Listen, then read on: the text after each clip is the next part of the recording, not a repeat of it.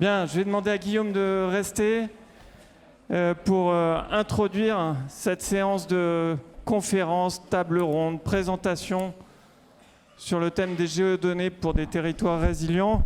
Et il nous semblait évident que ce soit l'IGN qui ouvre le bal des présentations en nous proposant une présentation sur finalement un nouvel objectif de l'IGN depuis maintenant quelques mois, voire même un petit peu plus d'1 an. L'objectif d'être un observateur des changements dus au dérèglement climatique. Guillaume, c'est à vous. Merci, bonjour à tous. Merci beaucoup de cette occasion de cette présentation. Donc, Guillaume Méliès, je suis directeur des programmes à l'IGN. Le changement des diapositives, c'est vous qui faites.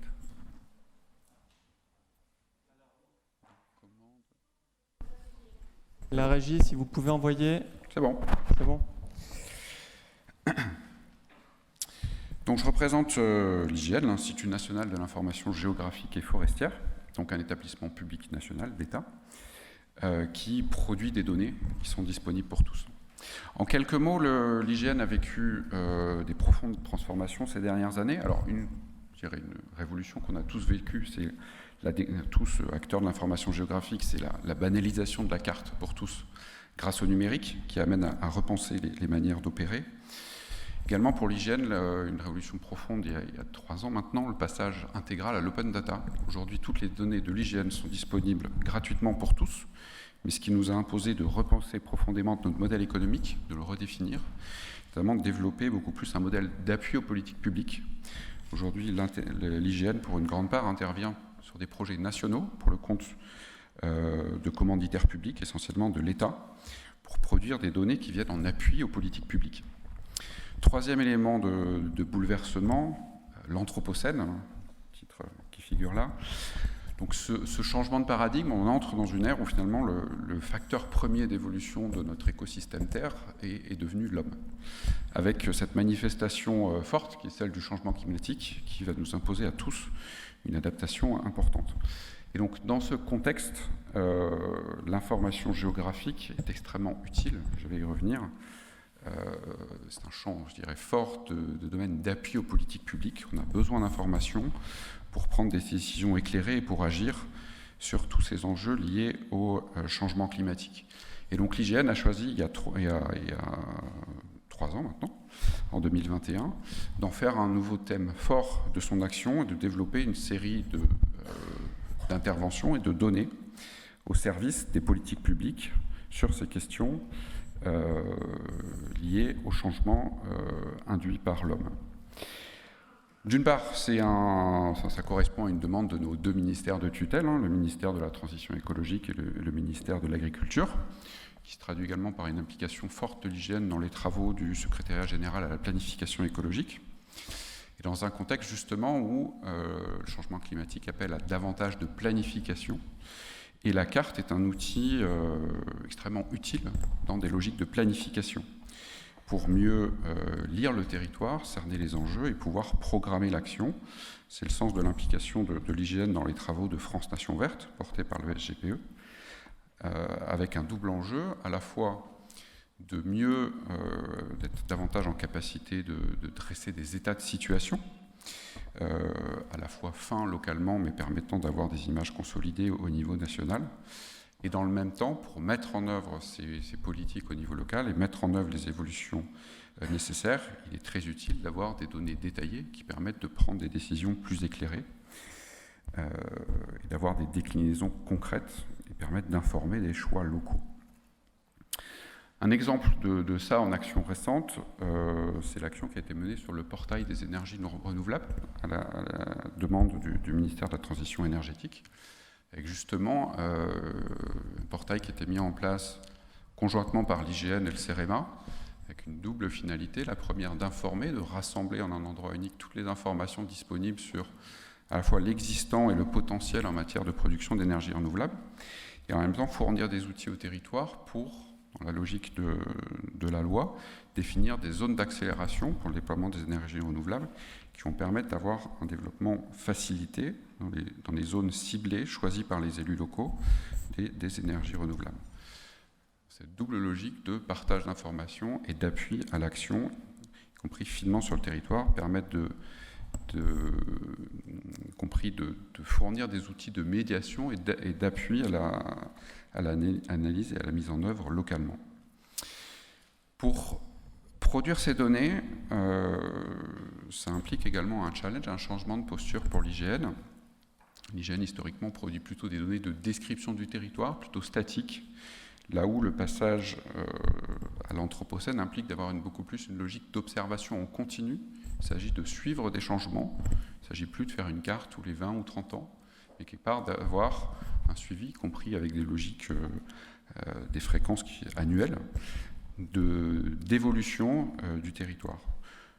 Donc une logique davantage d'observation en continu, également beaucoup plus thématique, c'est la logique de l'appui aux politiques publiques. On passe d'éléments de description généraux à des données beaucoup plus thématiques. Ce qui implique un certain nombre de transformations dans la manière de faire de l'IGN et que je vais illustrer sur les différents thèmes qui sont listés sur la diapo précédente, qui sont les thèmes d'action qu'on a identifiés comme étant prioritaires, couplant à la fois des enjeux forts, les capacités d'intervention de l'IGN sur les données, soit la biodiversité, la forêt, l'agriculture, l'urbanisation, l'eau, le littoral, les risques ou l'énergie. Alors je ne vais pas tous les détailler dans la suite, je me centrerai sur quelques-uns, je passerai plus rapidement sur d'autres. Premier exemple, la biodiversité, sur lesquelles l'IGN, depuis quelques années déjà, produit en partenariat, progressivement, des données, ce qu'on appelle de caractérisation des habitats naturels et semi-naturels. Donc c'est un programme produit en partenariat. L'IGN fait des productions de données, notamment impliquant du machine learning, donc de l'intelligence artificielle, et avec une part d'expertise complémentaire sur les données apportées par les conservatoires botaniques, et donc des données qui vont venir décrire finement les différents types d'habitats sur le territoire, qui sont utiles notamment pour le suivi de la directive Habitat, la directive CAB Habitat Faune Flore, mais également au niveau national pour l'identification, la définition des zones à protéger, notamment dans le cadre de la stratégie nationale biodiversité, et qui fournissent des données utiles au territoire, notamment dans la logique de planification, je pense en particulier au SCOT. Ces données peuvent également servir d'entrée à des analyses plus appliquées. Vous avez à droite un exemple d'analyse croisée entre les données de cette caractérisation d'habitat, les données d'occupation du sol, qui permettent d'identifier les enjeux de protection au niveau local. Deuxième exemple, sur les questions d'urbanisation, donc avec un enjeu actuellement de réguler l'artificialisation. Je sais que c'est un sujet de débat en région Auvergne-Rhône-Alpes. À la demande du ministère de la Transition écologique, l'IGN met en place le thermomètre pour mesurer l'artificialisation au niveau national. L'enjeu, c'est d'avoir un suivi national qui soit à la fois homogène et régulier sur l'évolution de l'artificialisation dans le contexte de l'objectif de zéro artificialisation nette. L'enjeu aujourd'hui, c'est de produire ces données de manière régulière sur l'ensemble du territoire national, ce qui implique d'automatiser beaucoup plus, de rendre beaucoup plus efficiente la production de ces données par rapport à ce qu'elles pouvaient être. L'IGN a développé un programme important appuyé massivement sur l'utilisation d'intelligence artificielle.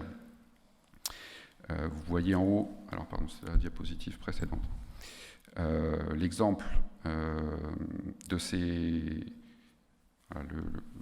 l'image en haut à gauche illustre le passage des données des photos aériennes, qui sont les données d'entrée, d'observation du territoire, à une analyse qui est la partie du milieu par intelligence artificielle qui vient caractériser des zones, et à la production des données d'occupation et du sol, de couverture et d'usage, respectant un certain nombre de règles qui permettent notamment de venir calculer les données d'artificialisation.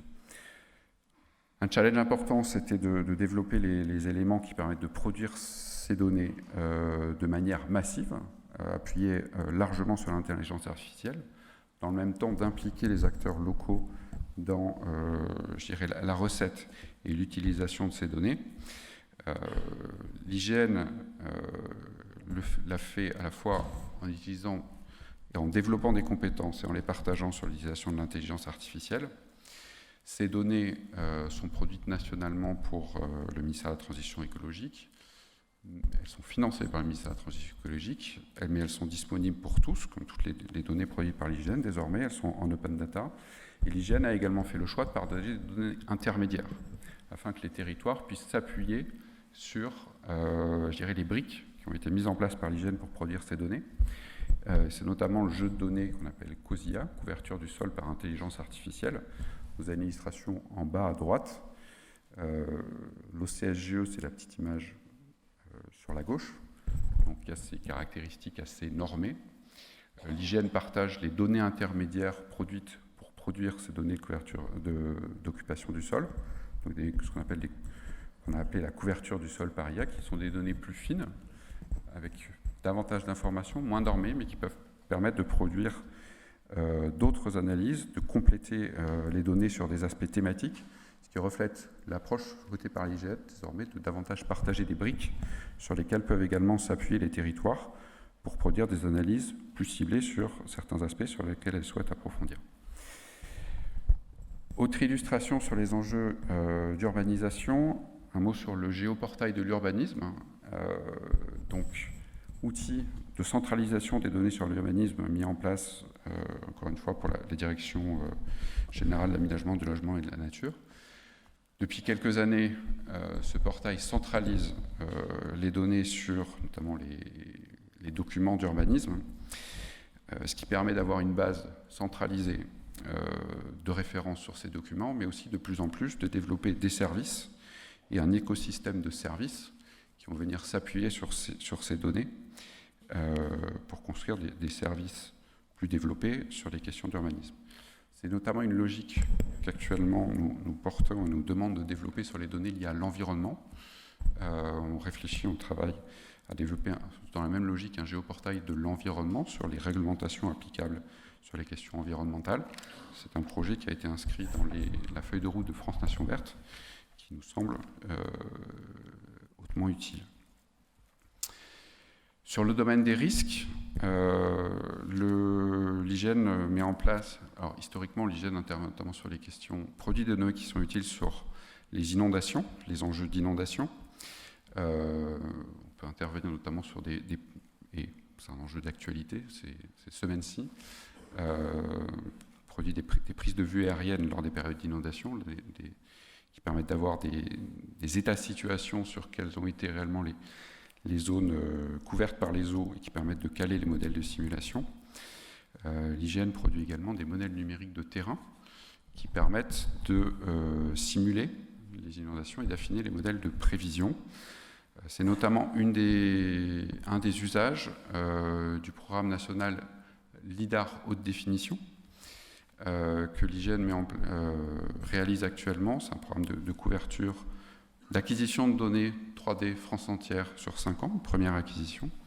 Donc vous avez des images sur la région, sur la partie droite de la diapositive, avec à la fois d'acquisition de nuages de points 3D et des traitements automatiques mis en place pour classifier les données, ce qui permet d'en extraire des produits dérivés, notamment des modèles numériques de terrain qui sont utiles pour affiner justement des simulations d'inondation. Ces données 3D LIDAR haute définition sont de la même manière disponibles pour tous. Elles ont été financées par certains acteurs national, mais également par certaines régions. Je cite la région PACA, la région Grand Est, je pense prochainement la région Occitanie. Elles sont actuellement disponibles quasiment à 100% sur la région Auvergne-Rhône-Alpes et en open data comme les autres données. Exemple sur la forêt. L'IGN est l'Institut national de l'information géographique et forestière. C'est une compétence forte de l'IGN. L'IGN produit historiquement l'inventaire forestier national, qui est vous avez une illustration en haut à droite de la diapositive, qui sont un ensemble de données plutôt statistiques, dont la résolution spatiale est plutôt limitée sur la forêt. Nous travaillons actuellement à produire une nouvelle version de la carte des essences forestières, qui sont des données beaucoup plus résolues, mais plus fines sur le territoire, que nous visons à produire encore de manière plus efficiente en mobilisant de l'intelligence artificielle. Nous avons mis en place, à la demande des ministères, un observatoire des forêts françaises, qui est un lieu d'échange et de mise en commun entre les acteurs. Et nous travaillons actuellement, notamment en utilisant différentes sources de données, notamment les données LIDAR HD, à mettre en place un inventaire, à mixer les échelles, à produire des données à la fois plus riches thématiquement, comme les données de l'inventaire, mais aussi avec une résolution spatiale plus forte, qui croise quelque part des données de cartographie et des données d'inventaire. Dernier exemple sur ces thématiques-là, également dans le suivi par de la biomasse et des arbres, la thématique des haies, qui est une thématique de préoccupation croissante. Vous savez qu'on a les enjeux de préserver les haies qui rendent des services écosystémiques importants. Le pacte de la haie adopté récemment a fixé des objectifs visant à la fois à enrayer la baisse du linéaire de haies, mais également à le faire recroître. L'IGN produit déjà, qui est disponible, un inventaire des haies dans le cadre du dispositif de suivi des bocages. Travaillons actuellement à la demande du ministère de la Transition écologique et du ministère de l'Agriculture à le renforcer. L'enjeu, c'est notamment d'avoir un suivi plus régulier, cet enjeu d'actualisation plus forte, de fréquence plus forte. L'enjeu, c'est notamment de mieux détecter les arrachages de haies pour les prévenir. Et le travail porte en particulier sur du couplage de sources, l'illustration en bas, à la fois en mobilisant les données du programme LIDAR HD, qui permettent de fournir un état des lieux, une caractérisation plus fine, un état initial des haies, et en même temps avec les données de suivi d'occupation du sol, à droite, notamment avec les données COSIA dont je parlais tout à l'heure, qui permettent, avec une fréquence plus forte et de l'intelligence artificielle, d'avoir un suivi plus régulier, justement dans ces logiques d'observation en continu et de suivi des changements. Je ne développerai pas les enjeux, notamment sur l'eau, où notamment développons plus les questions un des enjeux, c'est de développer plus la gestion collaborative des données, notamment pour entretenir des données métiers qui soient fondées sur un socle de référence qui est commun. Encore les données sur l'agriculture, notamment un travail, on produit aujourd'hui le référentiel parcellaire graphique, qui est quelque part la référence d'occupation des sols en agriculture. L'enjeu, c'est de l'automatiser plus, à la fois pour le produire de manière plus efficiente, mais aussi pour capitaliser, partager davantage de données sur l'occupation des sols, là où le RPG est davantage centré aujourd'hui uniquement sur les enjeux de la politique agricole commune, d'avoir des données plus disponibles largement pour les acteurs, pour des analystes sur l'occupation des sols pour l'agriculture.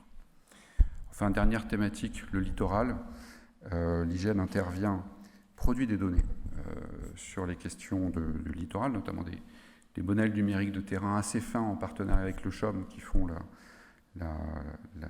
qui permettent de caractériser finement les limites terre-mer.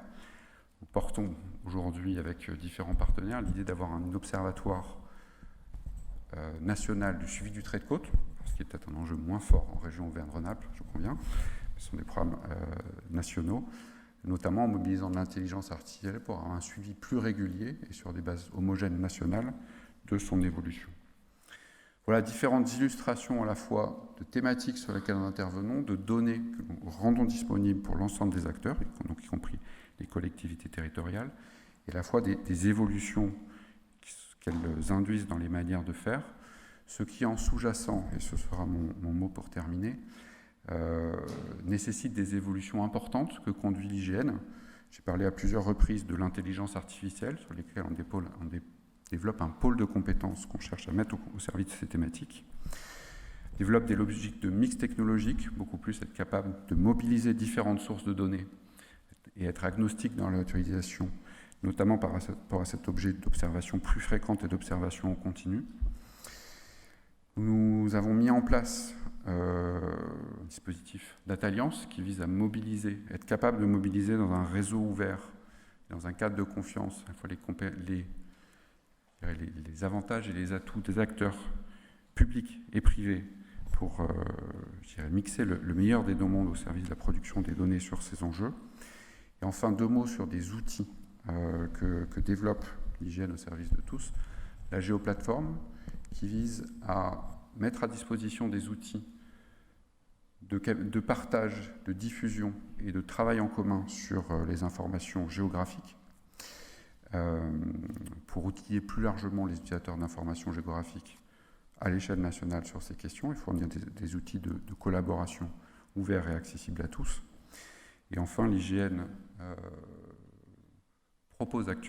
porte actuellement un projet de jumeaux numériques de la France et de ses territoires. Alors, les données que je développais avant la géoplateforme sont quelque part des premiers éléments d'un jumeau numérique du territoire. Nous chercherons à aller plus loin avec un projet qui vise à augmenter les capacités à simuler dans le contexte du changement climatique et des enjeux d'adaptation. Il nous semble important d'être davantage en capacité, sans redévelopper des outils à chaque fois, de mener des simulations sur les enjeux associés, les capacités d'adaptation à ces différentes thématiques. Je conclurai ce propos sur une invitation à travailler ensemble sur ces différentes thématiques. Les données sont disponibles, les équipes de l'IGN sont disponibles pour échanger avec vous. C'est le sens de notre implication, notamment dans les travaux de territorialisation de France Nation Verte. Et sur ces questions, votre interlocuteur privilégié est la direction territoriale de l'IGN, Centre-Est, à Lyon. Notamment, je vous invite à échanger avec son directeur, Stéphane Canalis. Merci à tous et je vous souhaite une bonne journée. Merci Guillaume. Je vous invite à reprendre votre place. Si vous avez des questions à propos de cette présentation et de tous ces objectifs que se fixe l'IGN, je vous invite à vous rapprocher des équipes de l'IGN qui ont un stand à la pause déjeuner.